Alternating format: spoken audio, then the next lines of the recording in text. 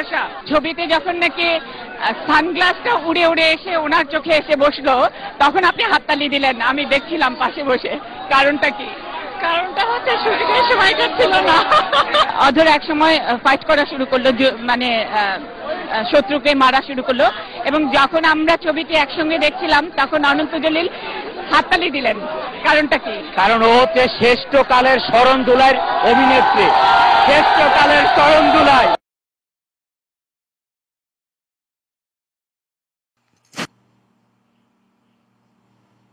Este